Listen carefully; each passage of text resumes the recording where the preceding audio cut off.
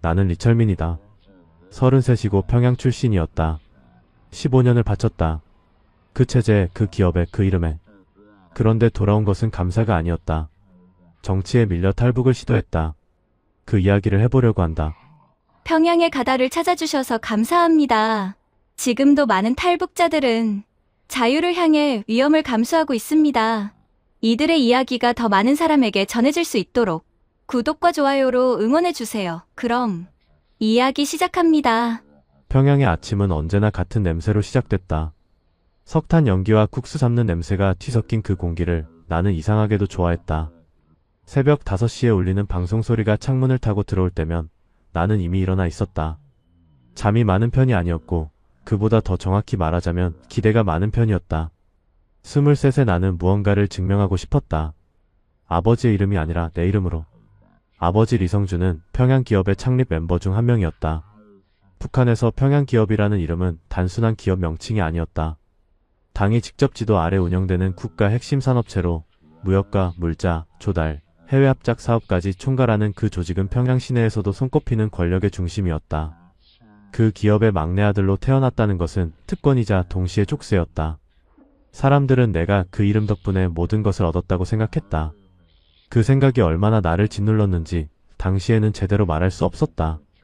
입사 첫날 나는 일부러 가장 낮은 부서를 지원했다. 물자 검수팀이었다. 창고에서 수입 물자의 품목을 확인하고 수량을 기록하는 일이었다. 선임들은 의아해했다.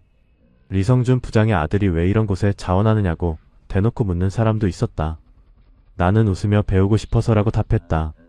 그것은 거짓말이 아니었다. 나는 정말로 이 조직의 뼈대를 손으로 직접 만져보고 싶었다. 기업이 어떻게 돌아가는지 맨 아래에서부터 느끼고 싶었다. 첫 해가 지나고 두 번째 해가 지났다. 나는 물자, 검수에서 조달 담당으로 이동했고 이후 해외 거래처 연락 업무를 맡게 됐다. 러시아 측 창구와의 협의, 중국 파트너사, 물량, 조율, 내부 보고서 작성까지 모든 것을 처음 배우는 사람처럼 임했다. 야근은 당연했고 주말에 출근하는 것도 이상하지 않았다. 동료들 사이에서 나는 점점 일 잘하는 사람으로 불리기 시작했다. 아버지의 아들이 아니라 리철민이라는 이름으로 불렸다. 그것이 그 시절 내게는 가장 큰 보상이었다. 아버지는 그런 나를 흐뭇하게 바라봤다. 저녁 식사 자리에서 말이 많은 편이 아니었던 아버지가 어느 날 조용히 말했다. 내가 자랑스럽다고. 딱 그 한마디였다. 나는 그 말을 오래 기억했다. 팝상 위에 놓인 된장찌개 냄새와 함께 그 말은 내 안 어딘가에 박혀 오랫동안 사라지지 않았다. 그것이 내가 더 열심히 달릴 수 있었던 이유 중 하나였다. 하지만 체제는 그런 감정을 오래 허락하지 않는다. 평양기업 내부에는 보이지 않는 서열이 있었다. 업무 능력이 아니라 당적줄기, 간부와의 관계, 출신 성분이 그 서열을 결정했다. 나는 그것을 알면서도 외면했다. 열심히 하면 된다고, 성과가 쌓이면 인정받는다고 믿었다. 그 믿음은 아주 오랫동안 나를 지탱해줬다. 문제는 그 믿음이 완전히 틀렸다는 것을 깨닫는데 너무 오랜 시간이 걸렸다는 것이다. 23세 시작한 그 믿음은 33이 되어서야 무너졌다. 기업 안에도 계절이 있었다. 봄처럼 활기차던 시절이 있었고 겨울처럼 굳어버리는 시간도 있었다. 나는 그 계절들을 몸으로 통과했다. 2010년부터 2018년까지 나는 평양기업의 무역 실무 핵심 인력으로 성장했다. 러시아산 원자재 조달 루트를 안정화시킨 것도 나였고 중국 측 비공식 파트너와의 장기 거래 구조를 설계한 것도 나였다. 조직 내에서 나의 이름은 점점 자주 거론됐다. 좋은 의미로. 아버지의 영향력이 절정에 달하던 시기였다. 리성준 부장은 기업 내에서 누구도 쉽게 건드리지 못하는 위치에 있었다. 당 고위 간부들과의 관계, 오랜 연줄, 기업 창립 때부터 쌓아온 신뢰가 그를 보호하고 있었다. 나는 그 그늘 안에 있었지만 그 그늘에 기대지 않으려 했다. 내 성과는 내 것이어야 했다. 그 고집이 결국 나를 더 외롭게 만들었다는 걸 나중에야 알았다. 2015년 조직 개편이 있었다. 새로운 지도부가 내려왔다. 당 중앙에서 파견된 40대 간부 장대혁이 기업 운영 총괄직을 맡았다. 처음부터 분위기가 달랐다. 그는 기존 실무진보다 자신의 측근들을 더 신뢰했고 성과보고 체계를 새로 짜면서 기존 팀들의 공로를 조금씩 희석시켰다. 나는 그것을 눈치챘지만 크게 개의치 않았다. 실력으로 증명하면 된다고 여전히 믿고 있었다. 그 믿음이 얼마나 순진했는지를 깨닫기까지 3년이 걸렸다. 2018년 러시아 측과의 대형 합작 계약이 성사됐다. 5년에 걸쳐 내가 설계하고 조율하고 수십 차례 협상을 거쳐 완성한 구조였다. 계약서에는 내 이름이 없었다. 서명란에는 장대혁의 이름이 있었고 내부 보고서에는 그의 주도적 역할이 강조되어 있었다. 처음에는 착오라고 생각했다. 수정 요청을 했다. 묵살됐다. 두 번째 요청도 같은 결과였다. 그때부터 나는 잠을 잘 못 잤다. 억울함 때문만은 아니었다. 그보다 더 무서운 감정이 올라왔다. 이 조직이 처음부터 그런 곳이었다는 인식, 내가 아무리 잘해도 결국 도구에 불과했다는 자각이 뼛속까지 파고들었다. 사무실 창문 너머로 보이는 평양 거리는 여전히 같은 모습이었지만 내 눈에 그 거리는 그전과 전혀 다르게 보였다. 활기차게 보였던 것들이 갑자기 텅 빈 것처럼 느껴졌다. 아버지는 그 무렵부터 건강이 나빠지기 시작했다. 조직 개편 이후 아버지의 입지는 서서히 좁아지고 있었다. 회의에서 발언 기회가 줄었고 출장 배정에서 제외되는 일이 잦아졌다. 나는 그것을 단순한 세대 교체로 보려 했다. 하지만 아버지의 얼굴에서 읽히는 것은 자연스러운 퇴장의 표정이 아니었다. 그것은 무언가를 알고 있는 사람의 말하지 못하는 두려움의 표정이었다. 그 표정의 의미를 내가 완전히 이해하게 된 것은 그로부터 1년 뒤의 일이었다. 그날도 봄이었다. 평양의 봄은 유독 냄새가 강하다. 해동된 흙 냄새와 어디선가 피어오르는 꽃향기가 뒤섞이는데 그 계절의 공기가 나는 원래 좋았다. 그런데 2019년 봄은 달랐다. 그 냄새들이 전혀 들어오지 않았다. 코가 막힌 것도 아닌데 그날의 공기는 그냥 아무 냄새가 없었다. 인사 발령 문서를 받은 것은 오전 10시였다. 기업 인사처 담당자가 직접 찾아와 서류 봉투를 건넸다. 표정이 없었다. 그런 표정을 나는 알고 있었다. 나쁜 소식을 전하는 사람들이 짓는 아무것도 모른다는 듯 꾸미는 표정이었다. 나는 봉투를 받아들고 자리로 돌아와 천천히 열었다. 손이 조금 떨렸다. 왜 떨렸는지는 모르겠다. 아직 내용을 읽지도 않았는데. 발령지는 양강도 해산물자관리소였다. 처음에는 숫자를 잘못 읽은 줄 알았다. 눈을 비비고 다시 봤다. 틀리지 않았다.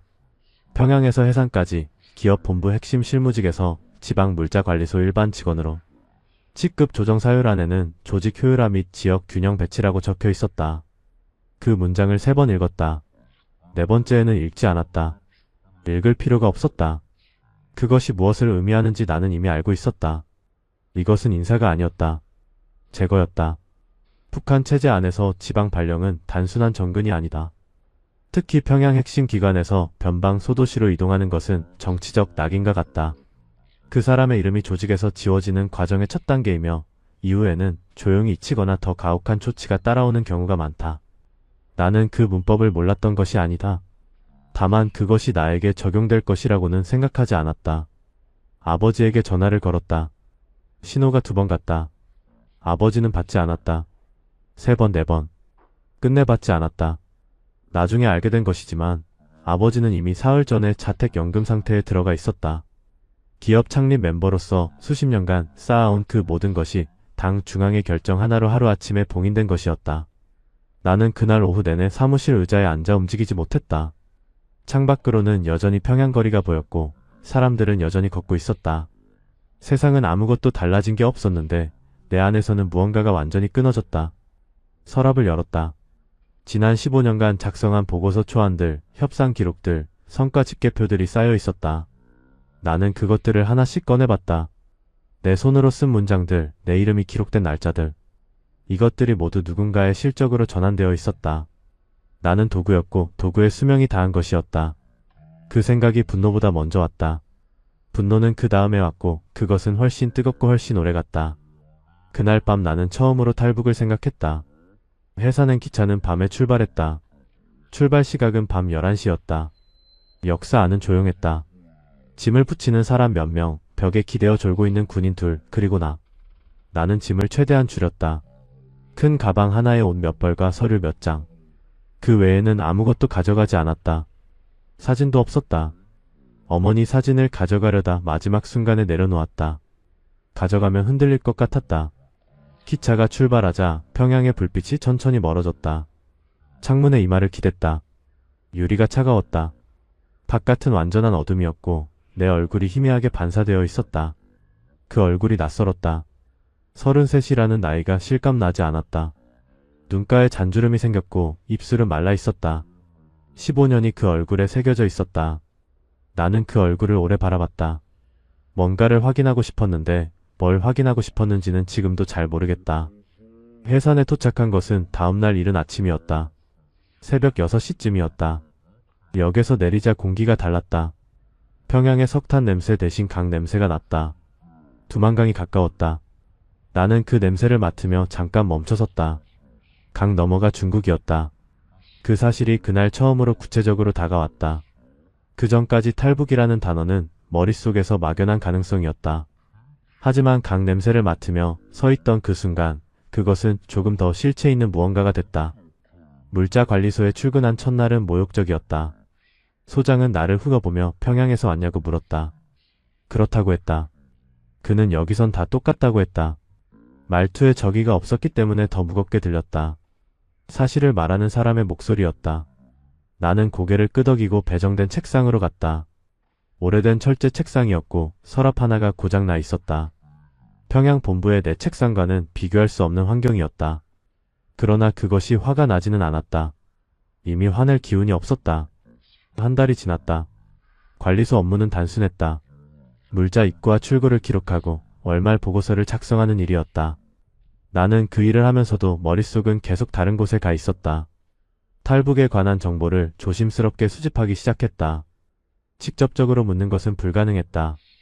귀동냥으로 관리소 주변을 오가는 사람들의 말 속에서, 시장 상인들의 표정에서 단서를 찾았다. 두만강을 건너는 사람들이 있다는 것은 알았다. 그 방법과 경로 그리고 대가가 어느 정도인지를 알아내는 것이 그 다음 과제였다. 그러던 중 오래된 지인과 마주쳤다. 평양 시절 같은 부서에서 일했던 최영범이었다. 그도 몇 달 전 지방 발령을 받아 해산 인근에 내려와 있었다. 우연히 시장 근처에서 마주쳤을 때 우리는 서로의 얼굴을 보고 잠시 말을 잃었다. 같은 처지라는 것을 눈빛으로 확인하는데 1초도 걸리지 않았다. 그날 저녁 우리는 조용한 곳에서 오랫동안 이야기했다. 아무도 없는 강가 근처였다. 바람이 불었고 강물 소리가 들렸다. 최영범은 이미 결심이 서 있었다. 강물 소리는 밤이 되면 더 선명하게 들렸다. 해산의 밤은 평양과 달리 완전히 어두웠다. 가로등이 거의 없었고 집집마다 불빛도 일찍 꺼졌다. 그 어둠 속에서 두만강 소리만이 끊임없이 흘렀다. 최영범과 나는 강가에서 멀지 않은 폐창고 뒤편에 앉아 있었다. 누가 지나가도 보이지 않는 자리였고 바람이 우리 목소리를 강 쪽으로 흘려보냈다. 그날 밤 나는 처음으로 탈북이라는 단어를 입 밖으로 꺼냈다. 최영범은 이미 석 달째 준비 중이었다. 그는 조용히 그러나 단호하게 말했다. 여기 더 있으면 다음은 없다고. 그 말이 과장이 아니라는 것을 나는 알았다. 북한에서 한번 낙인이 찍힌 사람의 행로는 정해져 있었다. 지방 유배 이후 노동교화돼 혹은 그보다 더 조용한 방식의 속어. 우리 두 사람이 그 수순을 밟고 있다는 것은 설명이 필요 없는 사실이었다. 최영범은 브로커와 이미 접촉을 마쳤다고 했다. 내가 합류할 의사가 있다면 인원을 조정할 수 있다고 했다. 나는 그날 밤 대답하지 않았다. 창고로 돌아오는 길에 하늘을 봤다. 해산의 하늘은 별이 많았다. 평양에서는 불빛 때문에 잘 보이지 않던 별들이 여기서는 쏟아질 듯 가득했다. 나는 걸으면서 아버지 생각을 했다. 자택연금 상태라는 것 외에 아버지에 대한 정보를 얻을 방법이 없었다. 전화는 감청된다는 것을 알았다. 편지는 더 위험했다. 나는 15년 동안 함께한 조직에서 버려졌고 그 조직을 만든 아버지도 이미 무너지고 있었다. 떠나야 하는 이유는 충분했다. 문제는 떠난다는 것이 단순한 이동이 아니라는 점이었다. 탈북은 돌아올 수 없는 선택이었다. 성공하면 중국, 몽골, 태국을 거쳐 한국까지 수천 킬로미터를 목숨을 걸고 이동해야 했다. 실패하면 즉각 체포되어 정치범수용소로 끌려가거나 최악의 경우 그 자리에서 끝이었다. 그것을 알면서도 결심해야 한다는 것, 그 무게가 그날 밤 내 어깨를 짓눌렀다. 별빛 아래 서 있으면서 나는 내 삶을 처음부터 다시 세워봤다. 23부터 33까지. 바쳐온 것들과 남은 것들. 남은 것이 없었다. 다음날 아침 최영범을 찾아가 합류하겠다고 했다. 그는 내 눈을 한번 보고 고개를 끄덕였다. 말이 많이 필요하지 않았다. 같은 바닥에 서 있는 사람끼리는 많은 설명 없이도 통하는 것이 있었다. 브로커와의 접선은 3일 후였다. 그 사이 나는 관리소 업무를 평소와 다름없이 처리했다. 아무것도 달라진 것이 없는 척 아무 생각이 없는 척. 그 사흘이 내 인생에서 가장 긴 사흘이었다. 세 번째 밤, 나는 서랍 속 서류들을 모두 태웠다. 브로커는 생각보다 평범한 사람이었다. 나이는 40 중반쯤으로 보였다. 해산시장 주변을 어슬렁거리는 상인처럼 보였고 실제로 그것이 그의 위장이었다. 최영범이 먼저 접선 장소로 안내했다. 골목 안쪽 허물어진 담벼락 옆이었다. 냄새가 났다. 오래된 콘크리트 냄새와 젖은 흙 냄새가 뒤섞인 쇠락한 공간의 특유한 냄새. 브로커는 우리를 보고 아무 인사도 없이 바로 본론으로 들어갔다. 둘이냐 셋이냐고 물었다. 최영범이 셋이라고 했다. 나는 그 말에 잠깐 멈칫했다. 세 번째 인원에 대해 들은 적이 없었다. 최영범은 나중에 설명하겠다고 눈빛으로 전했다. 브로커는 숫자를 확인한 후 조건을 말하기 시작했다. 인당 비용, 이동 방식, 예상 소요 시간. 그의 목소리는 단조로웠다. 마치 물건값을 흥정하는 것처럼 감정이 없었다. 나는 그 단조로움이 오히려 신뢰감을 줬다. 흥분하거나 과장하는 브로커보다는 이런 사람이 더 살아남은 경험이 많다는 것을 직감적으로 알았다. 비용은 예상보다 컸다. 인당 미화 2,000달러였다. 중국 내 이동 보조 비용 별도. 나는 평양에서 오래 일하며 소액의 외화를 비밀리에 모아두고 있었다. 그것을 쓸 날이 올 줄은 몰랐지만 막연히 피상용으로 숨겨둔 것이었다. 최영범도 어느 정도 준비가 되어 있었다. 문제는 세 번째 인원이었다. 그가 누구인지 비용을 감당할 수 있는지가 불투명했다. 브로커는 계획을 간단히 설명했다. 두만강 횡단지점은 정해져 있었다. 수심이 낮고 순찰 간격이 넓은 구간이었다. 횡단 시각은 새벽 2시에서 3시 사이. 그 이유는 중국 측 안내인에게 인계되어 연길 방향으로 이동, 이후 내몽골을 경유해 몽골 국경으로 향하는 루트였다. 태국까지의 최종 구간은 몽골 이후 별도 협의. 브로커는 이 설명을 5분 안에 끝냈다. 질문 있냐고 물었다. 나는 실패 시 어떻게 되냐고 물었다. 그는 잠깐 나를 봤다. 그러고는 실패하지 않도록 하는 것이 내 일이라고 했다. 그게 전부였다. 골목에서 나오는 길, 나는 한 번 뒤를 돌아봤다. 브로커는 이미 사라지고 없었다. 어디로 사라진 것인지 보이지도 않았다. 해산시장의 소음이 골목 바깥에서 흘러들어왔다. 사람들이 물건을 사고 아이들이 뛰어다니고 어디선가 국수 삶는 냄새가 났다. 일상이었다. 나는 그 일상 속에 서 있으면서 방금 무언가 돌이킬 수 없는 선을 넘었다는 것을 느꼈다. 그날 저녁 최영범이 세 번째 인원에 대해 말했다. 이름은 한수연이었다. 22살이었다. 해산 출신으로 최영범의 먼 친척 쪽 지인이라고 했다. 최영범이 탈북을 준비하면서 조심스럽게 뜻을 전했고 그녀가 합류를 원한다고 했다. 나는 처음에는 반대했다.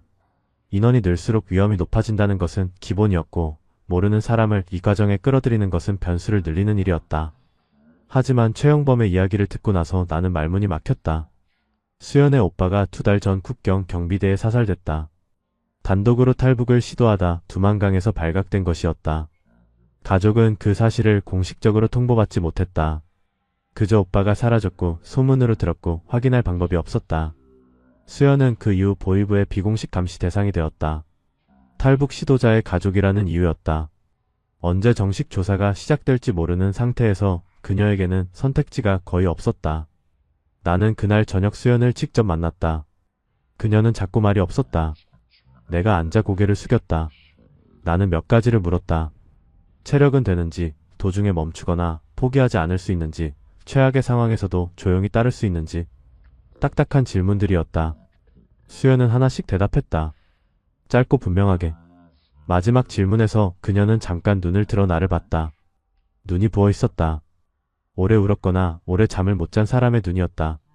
그 눈빛 안에 두려움과 결의가 동시에 있었다. 나는 합류를 허락했다. 그날 밤 셋이서 처음으로 함께 앉아 세부 계획을 맞춰봤다. 출발 날짜는 열흘 후였다. 각자 챙겨야 할 것과 챙기지 말아야 할 것을 정리했다. 눈에 띄는 물건은 안 됐다. 현금은 최소한으로 외화는 몸에 직접 감춰야 했다. 평소와 다름없이 출퇴근하고 다름없이 먹고 자면서 열흘을 버텨야 했다. 나는 그 열흘이 어떻게 지나갈지 상상하기가 어려웠다.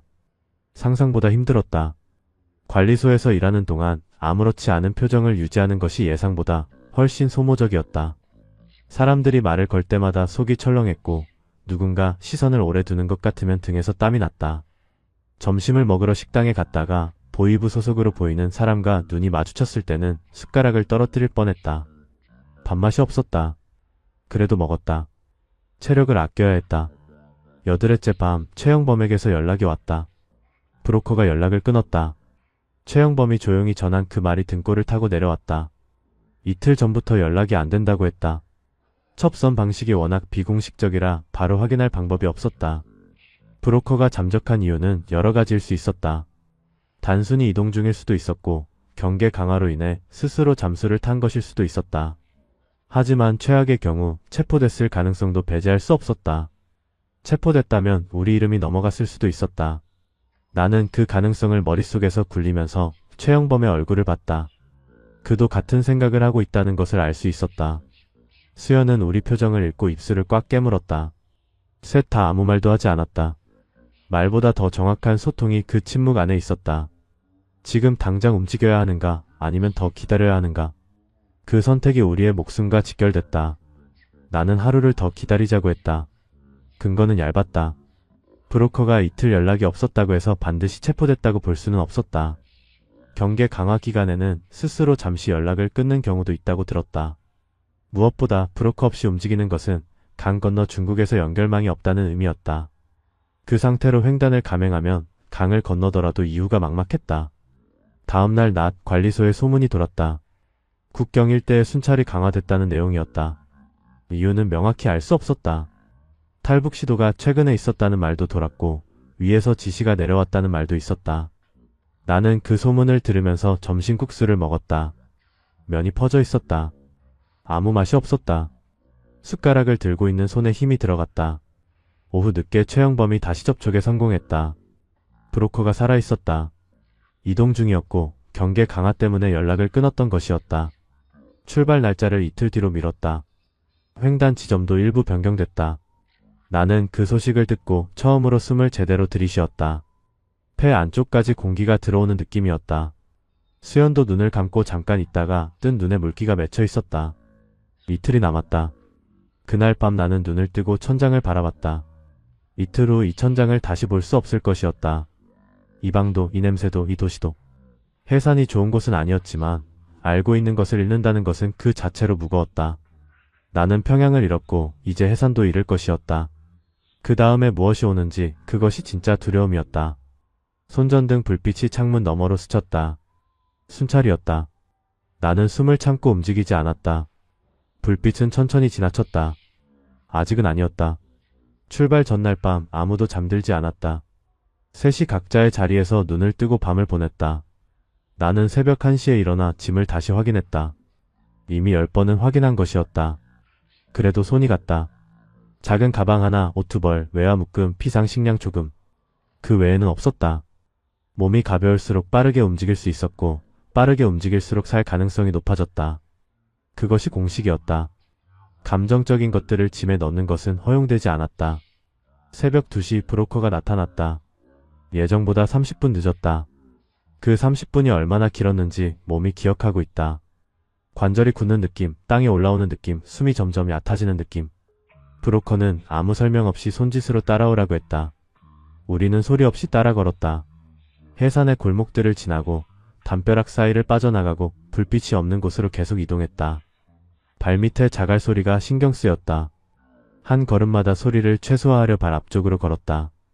강 냄새가 강해졌다. 수초 냄새와 차가운 물 냄새가 밤 공기 속에 진하게 퍼졌다. 두만강이 가까워지고 있었다. 나는 걸으면서 심장 소리가 귓속에서 들리는 것을 느꼈다.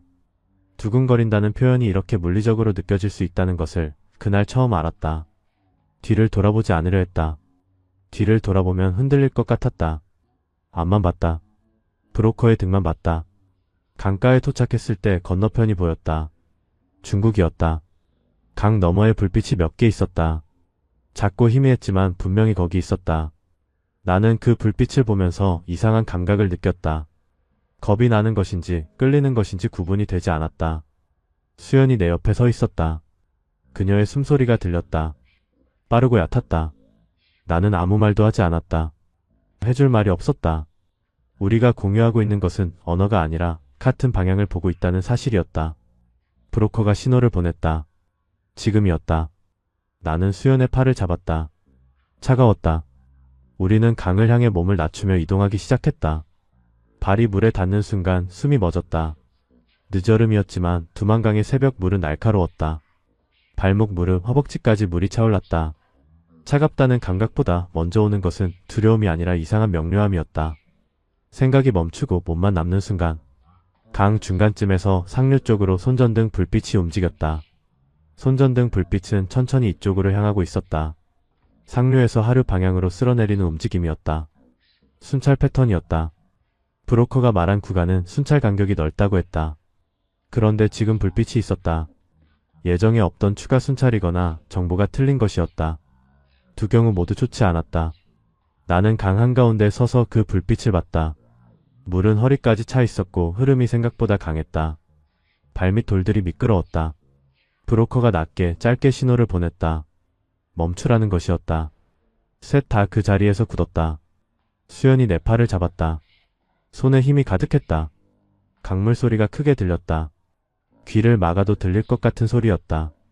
나는 숨을 천천히 아주 천천히 내쉬었다. 물 위로 입김이 번졌다. 그것도 들킬까봐 손으로 가렸다.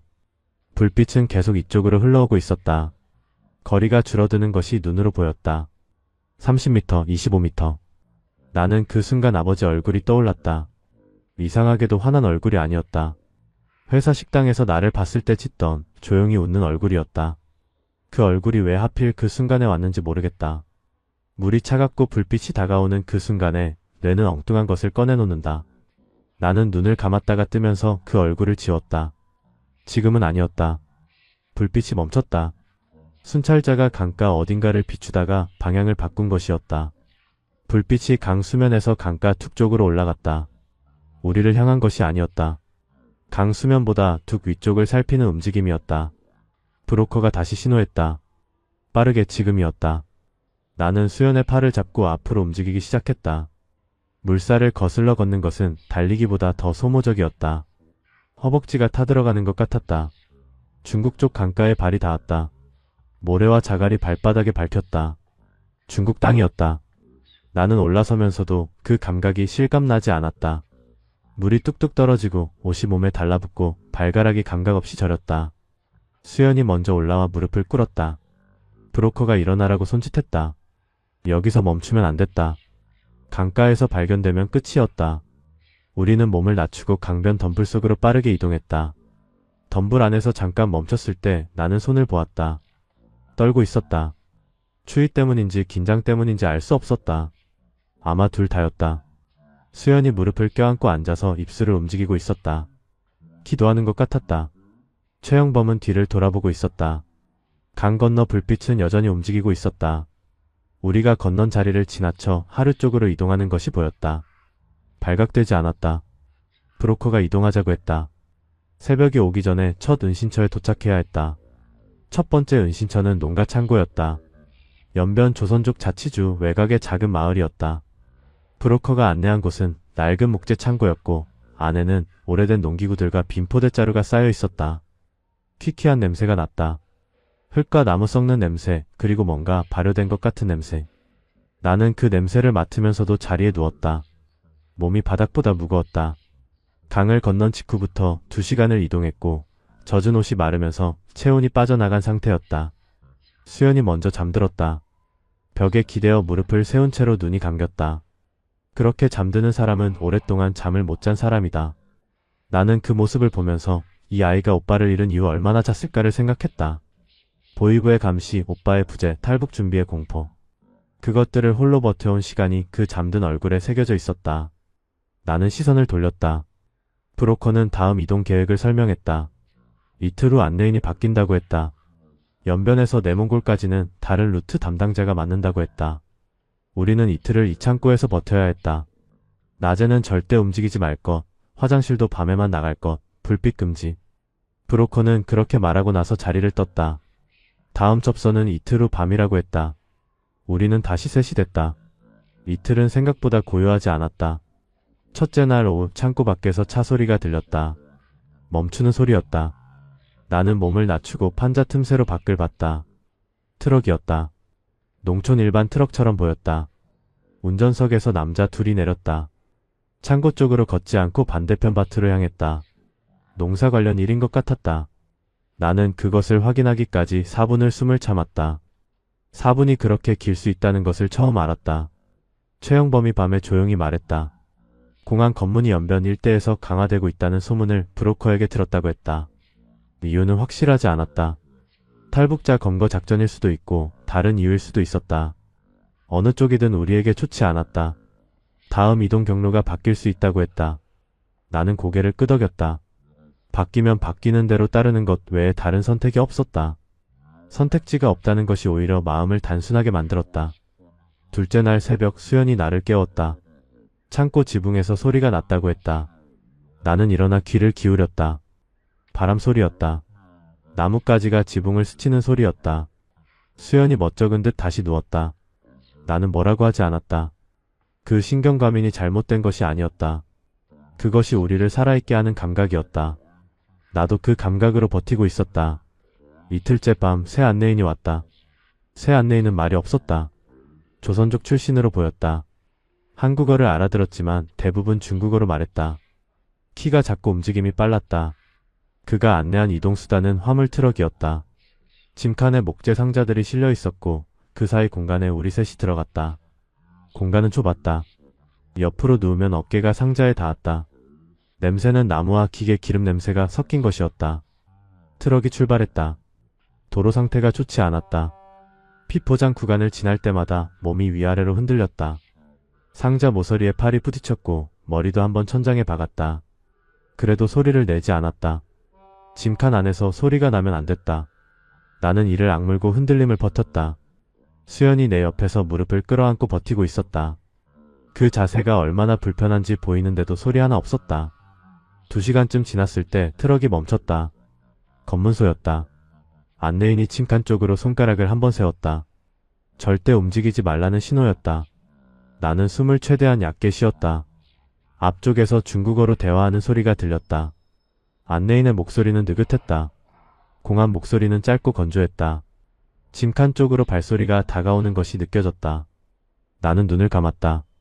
상자와 상자 사이의 틈, 그 안에 우리가 있다는 것을 발각될 수 있는 상황이었다. 손전등 빛이 짐칸 문틈으로 들어왔다. 가느다란 빛이었다. 1초, 2초. 빛이 짐칸 안쪽을 후었다. 상자들 위를 지나쳤다. 나는 숨을 완전히 멈췄다. 수연의 손이 내 팔을 잡았다. 손이 차갑고 떨렸다. 빛은 3초 더 머물다가 사라졌다. 문 닫히는 소리, 공안이 물러서는 발소리, 트럭 엔진 소리가 다시 커졌다. 출발이었다. 나는 그때서야 숨을 내쉬었다. 폐가 쪼그라들었다가 다시 펴지는 것 같았다. 최영범이 내 어깨를 두드렸다. 수연은 눈물이 날 것 같은 표정을 억누르고 있었다. 나는 괜찮다고 지나갔다고 눈빛으로 전했다. 트럭은 다시 달리기 시작했다. 내몽골 국경 근처까지 이동하는데 사흘이 더 걸렸다. 그 사흘 동안 우리는 3곳의 은신처를 거쳤다. 각각 하루씩 머물렀다. 음식은 최소한이었다. 찬밥과 물 가끔 껌면. 나는 먹으면서 이 음식이 평양에서 가장 하찮게 여겼던 것들이라는 생각을 했다. 그리고 지금은 그것이 전부라는 것도. 내몽골 초입에 도달했을 때 바람이 달라졌다. 평원의 냄새가 났다. 끝이 없는 땅의 냄새. 그것이 어딘가 나를 조금 숨쉬게 했다. 몽골 국경이 거기서 이틀거리였다. 몽골 국경은 생각보다 허허루었다. 넓은 초원과 낮은 철조망, 그리고 끝없는 어둠. 중국 쪽 국경처럼 촘촘한 감시 시스템이 없었다. 하지만 그것이 방심할 이유가 되지는 않았다. 몽골 국경 수비대는 야간 오토바이 순찰을 돌았고 국경 지대에서 적발되면 중국으로 강제 송환될 수 있었다. 중국으로 돌아간다는 것은 북한으로 보내진다는 의미였다. 그 사실을 우리 셋 다 알고 있었다. 안내인이 바뀐 것은 내몽골 경계에서였다. 이번에는 몽골인이었다. 키가 크고 눈이 작았다. 말이 거의 없었고 손짓으로 모든 것을 지시했다. 그가 정해준 이동시간은 새벽 1시에서 3시 사이였다. 그 시간대에 순찰 공백이 가장 길다고 했다. 우리는 국경에서 2km 떨어진 지점에서 대기하다가 신호에 맞춰 이동하기로 했다. 대기하는 2시간이 혹독했다. 가을 초입이었지만 몽골 초원의 밤은 달랐다. 한국의 한겨울보다 더 날카로운 바람이 평원을 가로질러 왔다. 체온이 빠르게 떨어졌다. 몸을 움직일 수도 없어서 웅크리고 앉아 버티는 것 외에는 방법이 없었다. 손가락 감각이 사라졌다. 발도 마찬가지였다. 수연이 떨고 있는 게 옆에서 느껴졌다. 나는 그녀와 등을 맞대고 앉아 서로의 체온을 나눴다. 말없이 그렇게 했다. 새벽 1시 정각 안내인이 신호를 보냈다. 일어서려는데 다리가 말을 듣지 않았다. 오래 웅크리고 있어서 관절이 굳은 것이었다. 나는 이를 악물고 일어섰다. 수연이 비틀거렸다. 최영범이 그녀의 팔을 잡았다. 셋이 안내인을 따라 초원을 걷기 시작했다. 바람 소리가 크게 울렸다. 풀이 발목을 스쳤다. 어둠 속에서 철조망이 보이기 시작했다. 철조망 높이는 생각보다 낮았다. 1m 남짓이었다. 안내인이 먼저 넘었다. 나는 수연을 밀어 올렸다. 그녀가 넘어가고 최영범이 넘었다. 내가 마지막으로 넘을 때 철조망 끝에 손이 긁혔다. 통증이 왔다. 피가 났지만 볼 여유가 없었다. 땅에 발이 닿았다. 몽골이었다. 안내인이 빠르게 이동하라고 손짓했다. 국경에서 멀어질수록 안전했다. 우리는 초원을 걸었다. 30분 1시간. 바람이 계속 불었다. 별이 많았다. 해산에서 봤던 별들과 같은 별인데 여기서 보니 다르게 느껴졌다. 내가 서 있는 땅이 달랐기 때문인 것 같았다. 2시간을 걸었을 때 차 한 대가 기다리고 있었다. 울란바토르를 향하는 이동이 시작됐다. 차에 타고 문을 닫는 순간 수연이 소리 없이 울었다. 어깨가 흔들렸다. 나는 아무 말도 하지 않았다. 그 눈물이 무엇인지 알았기 때문에 말이 필요 없었다. 최영범도 고개를 숙이고 있었다. 차창 밖으로 몽골 초원이 펼쳐졌다. 끝이 없는 땅이었다. 울란바토르는 소음이 있는 곳이었다. 차 소리, 사람 소리, 어디선가 깨 짖는 소리. 북한에도 소음이 있었고 중국에도 있었지만 거기서 듣는 소음은 다 위협으로 들렸다. 울란바토르에서 처음 들은 거리 소음은 달랐다. 위협이 아닌 소음이 어떤 것인지 오랜만에 느꼈다. 나는 그 차이를 의식하면서 한동안 멍하니 있었다. 한국 대사관에 연락이 닿은 것은 토착 다음 날이었다. 탈북자 지원 루트를 통해 대사관 측에 우리의 존재가 전달됐다. 공식적인 보호 절차가 시작됐다. 나는 그 과정에 대해 사전에 어느 정도 알고 있었지만 실제로 진행되는 것을 보면서 이상한 감각을 느꼈다. 서류, 대기, 면담 예정. 그것들이 이제 우리의 일이 됐다. 도망치는 것이 아니라 절차를 밟는 것. 그 전환이 머리로는 이해됐지만 몸은 아직 따라오지 못하고 있었다. 대기하는 동안 손을 봤다. 몽골 철조망에서 긁힌 자리에 감은 붕대가 풀어지려 하고 있었다. 다시 감으면서 나는 그 상처가 생긴 순간을 떠올렸다. 철조망을 넘던 순간, 몽골 땅에 발이 닿던 순간, 그것이 이제 이 붕대 아래 흉터로 남을 것이었다. 이 몸에 새겨진 것들이 앞으로 얼마나 더 쌓일지 알 수 없었다. 수연이 처음으로 오빠 이야기를 했다. 대기실 구석에서 둘이 앉아있을 때였다. 그녀는 오빠가 강을 건너려 했던 이유가 자신 때문이었다고 했다. 먼저 나가서 길을 만들겠다고 했다고. 그런데 그 길이 오빠의 마지막이 됐다. 그녀는 그것을 말하면서 울지 않았다. 울음이 이미 다 소진된 사람의 표정이었다. 나는 그 이야기를 들으면서 오래 가만히 있었다. 해줄 말이 없었다. 말로 닿지 않는 것들이 있었다. 최영범이 조용히 이런 말을 했다. 여기까지 온 것 자체가 오빠가 원한 일이었을 거라고.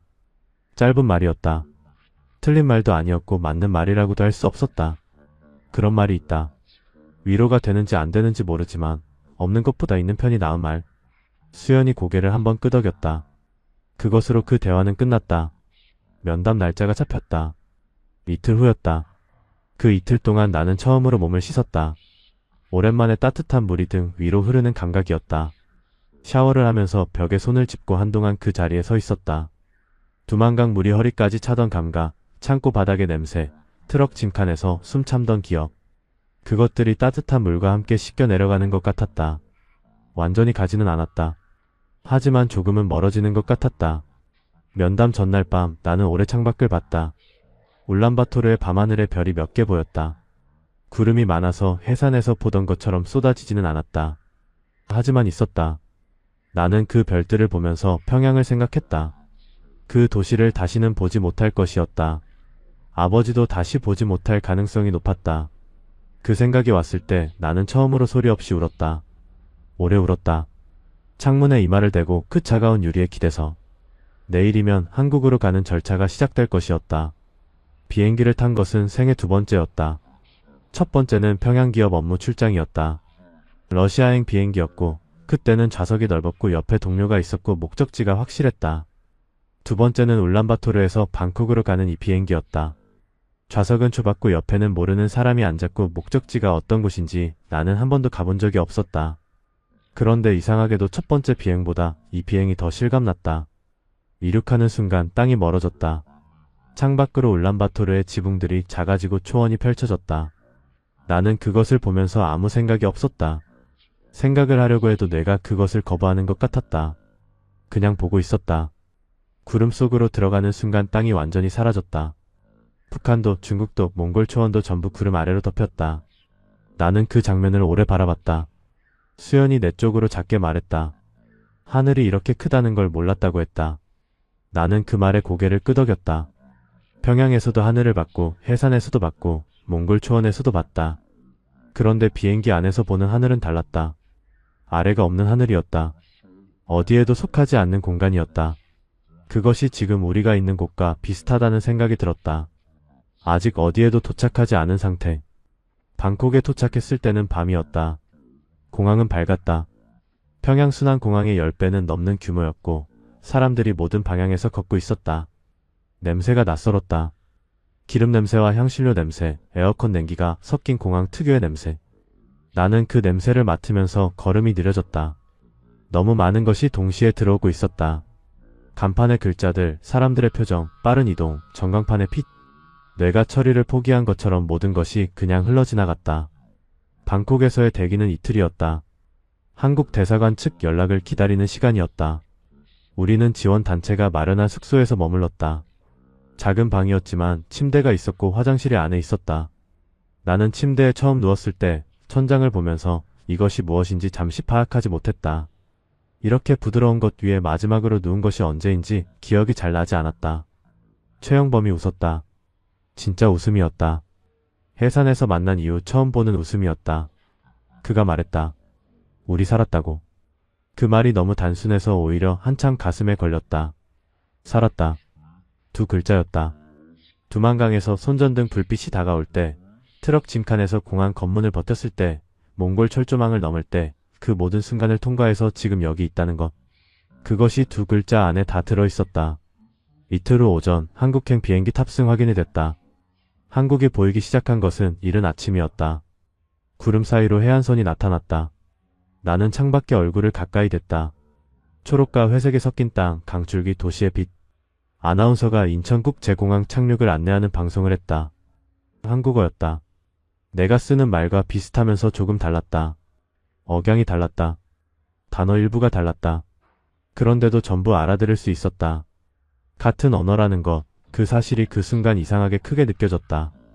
착륙하는 동안 나는 아무것도 하지 않았다. 손을 무릎 위에 올려놓고 그냥 앉아 있었다. 비행기가 활주로에 닿는 진동이 등받이를 타고 올라왔다. 한국 땅이었다. 나는 그 진동을 느끼면서 눈을 감았다. 15년의 시간이 한 번에 지나가지는 않았다.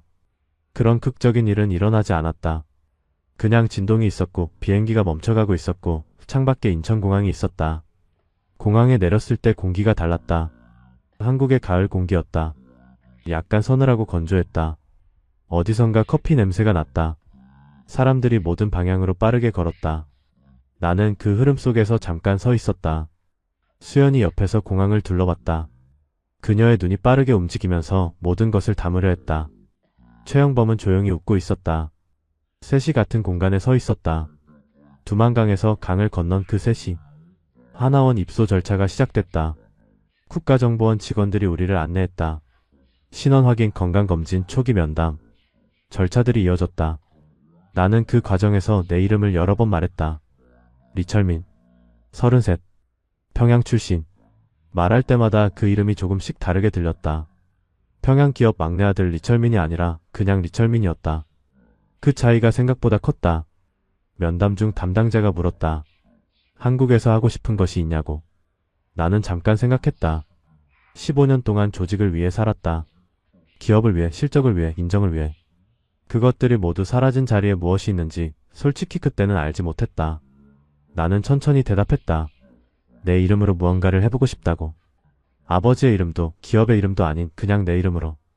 담당자가 고개를 끄덕이며 받아 적었다. 창밖으로 인천의 하늘이 보였다. 넓고 파랬다. 하나원은 생각보다 조용한 곳이었다. 경기도 안성에 위치한 그곳은 학교처럼 생겼다. 강의실이 있었고 식당이 있었고 운동장이 있었다. 나는 처음 그 공간에 발을 들였을 때 학교라는 것이 맞지 않는 비유라는 생각을 했다. 학교는 앞을 향해 가르치는 곳이다. 하나원은 달랐다. 여기서 하는 것은 배우는 것이기도 했지만 그보다 먼저 이전의 것을 내려놓는 것이었다. 교육 과정은 빽빽했다. 한국 사회의 경제 개념, 법과 제도, 직업 훈련. 매일 강의가 이어졌다. 나는 그 내용들을 받아들이면서 이상한 분열감을 느꼈다. 내용 자체는 이해됐다. 오히려 어떤 부분은 평양 기업에서 해외 거래를 하면서 이미 접한 개념들이었다. 문제는 내용이 아니라 틀이었다. 지금까지 내 안에 있던 세계의 틀이 조금씩 흔들리는 느낌. 그것이 불편하면서도 동시에 필요한 것이라는 걸 알았다. 수연은 적응이 빨랐다. 배우는 속도가 빨랐고 새로운 것들에 두려움 없이 다가갔다. 강의 후 질문을 가장 많이 하는 것도 수연이었다. 나는 그 모습을 보면서 이 아이가 오빠를 잃고 감시를 받고 강을 건너온 것을 생각했다. 그런 과정을 통과하고도 저렇게 앞을 볼 수 있다는 것이 때로는 경이로웠다. 때로는 부끄럽기도 했다. 나는 33이었고 수연보다 11년이나 더 살았는데 앞을 보는 속도는 그녀가 더 빨랐다. 최영범은 조금 달랐다. 말수가 더 줄었고 밤에 잠을 잘 못 잔다고 했다. 북한에 남겨둔 가족이 있었다. 아내와 아이 하나. 탈북을 결심하면서 가족에게 말하지 못했다고 했다. 말했다가 발각되면 가족이 더 위험해진다고 판단했다고. 그 선택이 옳은지 그른지 나는 판단할 수 없었다. 그것은 판단의 영역이 아니었다.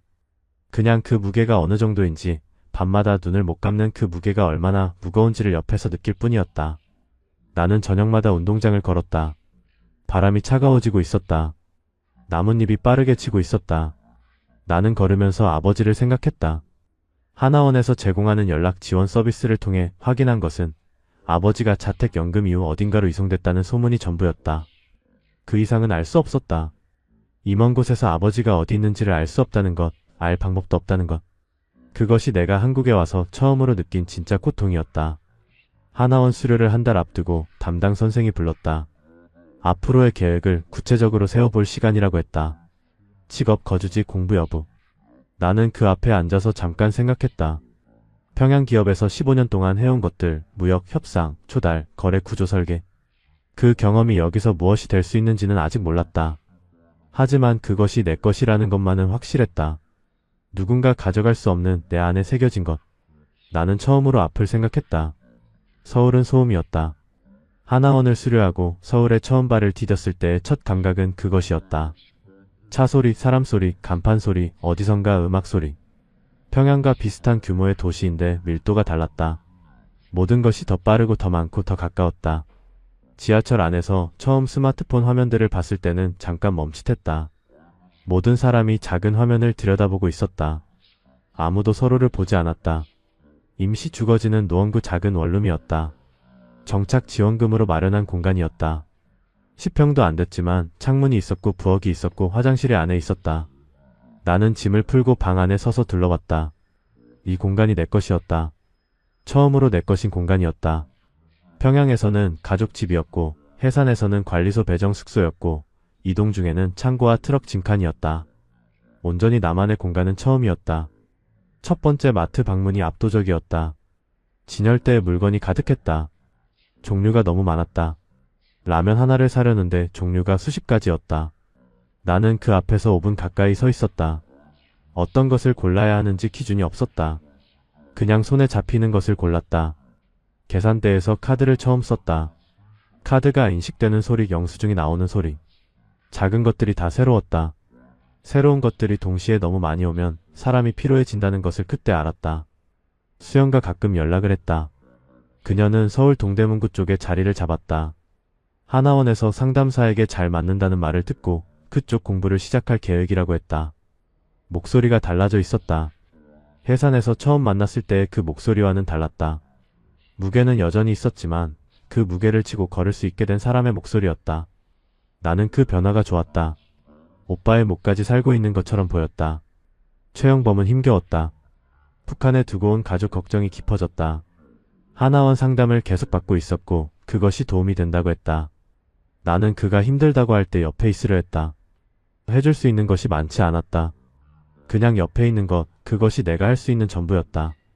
때로는 그것으로 충분한 것 같기도 했다. 겨울이 깊어지면서 나는 공부를 시작했다. 무역 관련 자격증 과정이었다. 평양 기업에서 쌓은 경험이 한국에서 어떻게 환산될 수 있는지를 확인하고 싶었다. 강의를 들으면서 이미 아는 개념들이 나왔다. 용어가 다를 뿐 원리는 같은 것들. 나는 그것들을 받아들이면서 이 지식이 내 것이라는 것을 다시 확인했다. 체제가 가져간 것들, 장대역이 빼앗아간 것들.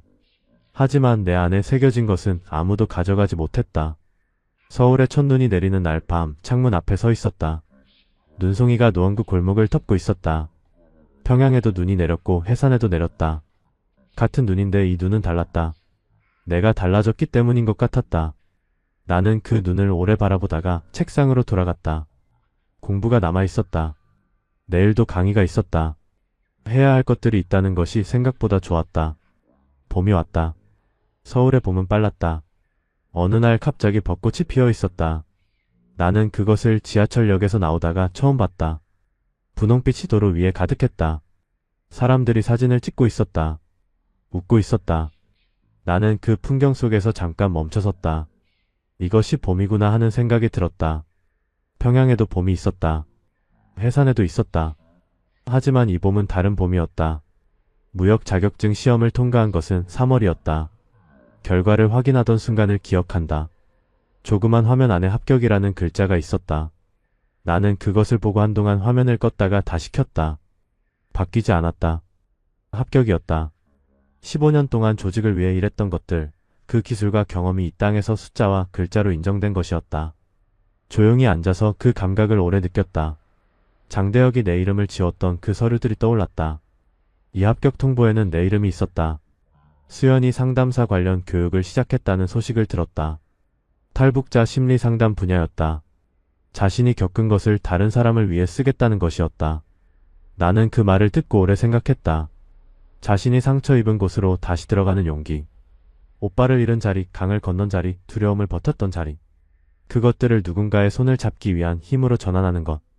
그 선택이 무엇인지 나는 알 것 같았다. 최영범에게서 연락이 왔다. 북한에 두고 온 가족이 중국을 통해 연락을 시도하고 있다는 소식을 들었다고 했다. 아직 확인되지 않은 정보였다. 하지만 그 말을 전하는 그의 목소리가 달라져 있었다. 처음으로 기다릴 수 있게 됐다고 했다. 기다린다는 것, 그것이 그에게 얼마나 다른 감각인지 나는 알았다. 기다림이 가능하다는 것은 희망이 있다는 뜻이었다. 나는 그 봄에 일을 시작했다. 작은 무역 관련 회사의 업무 보조 직책이었다. 대단한 자리가 아니었다. 서류 정리, 거래처 연락, 기초 데이터 작업. 평양 기업에서 실무 핵심 인력이었던 사람이 하기에 초라해 보일 수 있는 일이었다. 나는 그 생각이 들 때마다 의식적으로 내려놓았다. 비교는 지금 나에게 필요하지 않았다. 맨 아래에서 시작하는 것, 그것은 내가 23세 스스로 선택했던 방식이었다. 이번에도 같은 방식이었다. 출근 첫날 회사 건물에 들어서면서 엘리베이터를 탔다. 버튼을 누르는데 손이 조금 떨렸다. 해산에서 브로커를 만나러 가던 날도 이렇게 손이 떨렸다. 강을 건너기 직전에도 떨렸다. 그런데 지금 이 떨림은 성격이 달랐다. 두려움이 아니었다. 시작 앞에서 몸이 반응하는 것이었다. 엘리베이터 문이 열렸다. 나는 걸어 들어갔다. 창밖으로 서울이 보였다. 봄빛이 가득했다. 서울에 온 지 4년이 지났다. 계절이 4번 돌았다. 두만강을 건넌 그 밤이 4년 전이라는 것이 때로는 실감이 나지 않았다. 그 밤의 감각들, 차가운 강물, 손전등 불빛, 수연에 떨리는 손. 그것들이 아직도 몸 어딘가에 새겨져 있었다. 완전히 사라지지 않았다. 아마 사라지지 않을 것이었다. 그런데 이제는 그것이 나를 멈추게 하지 않았다. 새겨진 채로 걸을 수 있게 됐다. 지금 나는 무역 컨설팅 일을 하고 있다. 소규모였다. 직원이 나 포함 5명이었다. 대단한 규모가 아니었다. 하지만 내 이름이 들어간 사업자 등록증이 있었다. 리철민이라는 이름 석 자가 서류 위에 있었다. 처음 그것을 받아든 날 나는 한참 동안 그 종이를 들여다봤다. 평양 기업에서 15년을 일하면서 단 한 번도 갖지 못했던 것이었다. 내 이름이 들어간 공식 서류. 그 무게가 생각보다 컸다. 수연은 상담사가 됐다. 탈북자 심리 지원 기관에서 일하고 있었다. 가끔 연락이 왔다. 목소리가 계속 달라지고 있었다. 해산에 그 아이가 맞나 싶을 만큼 단단해져 있었다. 오빠 이야기를 할 때는 여전히 잠깐 조용해졌다. 그 조용함이 슬픔이기도 했지만 추모이기도 했다. 수연은 오빠가 건너려 했던 강을 자신이 건넜고 오빠가 원했던 곳에서 살고 있었다. 그것이 그녀가 매일 일어나는 이유인 것 같았다. 최영범의 가족이 한국에 왔다. 작년 가을이었다. 다른 루트로 다른 브로커를 통해 아내와 아이가 들어왔다. 최영범에게서 연락이 왔을 때 나는 일하다 말고 전화를 받았다. 그가 아무 말도 못하고 있었다. 숨소리만 들렸다. 나는 그냥 기다렸다. 한참 후에 그가 짧게 말했다. 왔다고. 그 두 글자가 전화기 너머로 왔다. 나는 아무 말도 하지 않고 눈을 감았다. 그것으로 충분했다. 아버지 소식을 들은 것은 올해 초였다. 탈북자 네트워크를 통해 흘러들어온 정보였다. 아버지가 수용시설에서 지내고 있다고 했다. 건강 상태는 알 수 없었다. 살아있다는 것만 확인됐다. 나는 그 소식을 듣고 하루를 일하지 못했다. 살아있다는 것, 그것이 안도여야 하는지 더 큰 고통이어야 하는지 알 수 없었다. 결국 둘 다였다. 안도와 고통이 같은 자리에 있었다. 저녁에 혼자 앉아서 아버지에게 편지를 썼다. 붙이지 못하는 편지였다. 받을 사람이 받을 수 없는 편지였다. 그래도 썼다. 15년 동안 함께 같은 조직 안에 있었지만 끝내 하지 못했던 말들. 자랑스럽다는 말 한마디에 10년을 달렸다는 것. 아버지의 그늘에 기대지 않으려 했지만 그 그늘이 없었다면 버틸 수 없었을 거라는 것. 그리고 살아있다는 것. 그것을 전할 수 없어서 미안하다는 것. 편지를 다 쓰고 나서 접어두었다. 언젠가 붙일 수 있을 거라는 것을 나는 믿었다. 근거 없는 믿음이었지만 믿기로 했다. 아침마다 창밖으로 서울을 봤다. 이 도시가 아직도 낯선 날이 있었다. 너무 빠르고 너무 많은 것들이 있었다. 그런 날은 일부러 천천히 걸었다. 지하철 대신 걸었다. 서울의 골목들을 걸으면서 이 도시가 조금씩 내 도시가 되어가고 있다는 것을 느꼈다. 완전히 내 것이 되려면 더 오랜 시간이 필요할 것이었다. 서두르지 않기로 했다. 23세 시작한 것들이 있었다. 아버지의 이름이 아닌 내 이름으로 살겠다는 것. 그것은 평양기업 안에서는 이루지 못했다. 체제가 허락하지 않았다. 하지만 지금 이 책상 위에, 이 사업자 등록증 위에 내 이름이 있었다. 리철민. 누가 지울 수 없는 자리에 있었다. 두만강을 건너고 몽골 철조망을 넘고 하늘을 날아서 여기까지 온 이름이었다. 그 이름으로 오늘도 일을 시작했다. 서울의 어느 아침 나는 창문을 열었다. 바람이 들어왔다. 봄 냄새가 났다. 두만강 새벽의 그 차가운 물 냄새도, 해상 골목의 낡은 콘크리트 냄새도, 몽골 초원의 끝없는 바람 냄새도 아니었다. 서울의 봄 냄새였다. 이제는 그것이 익숙했다. 15년을 충성했고 하루아침에 버려졌다. 두만강을 건넜고 대륙을 가로질렀고 하늘을 날아왔다. 그 과정에서 잃은 것들이 있었다. 아버지 고향 익숙한 것들. 아직 돌아오지 않은 것들이 있었다. 아마 영영 돌아오지 않을 것들도 있었다. 하지만 남은 것도 있었다. 최영범이 있었다. 수연이 있었다. 그리고 내 이름이 있었다. 그것들이 지금 이 자리를 만들었다. 완성된 자리가 아니었다. 아직 많은 것이 비어있고 아직 많은 것이 아팠다. 그러나 비어있다는 것은 채울 수 있다는 것이었다. 아프다는 것은 살아있다는 것이었다. 지금도 누군가는 두만강 앞에 서 있을 것이다. 차가운 물 앞에서 숨을 참고 있을 것이다. 손전등 불빛을 피해 진흙 속의 얼굴을 받고 있을 것이다. 그 사람들의 이야기가 더 많은 곳에 전해지기를 바란다. 살아남은 사람의 의무는 기억하는 것이고 기억하는 것의 시작은 말하는 것이라고 나는 믿는다.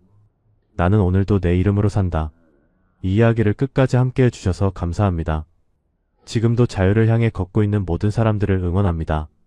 구독과 좋아요는 이 이야기들이 더 멀리 닿을 수 있게 해줍니다. 다음 이야기에서 다시 만나겠습니다.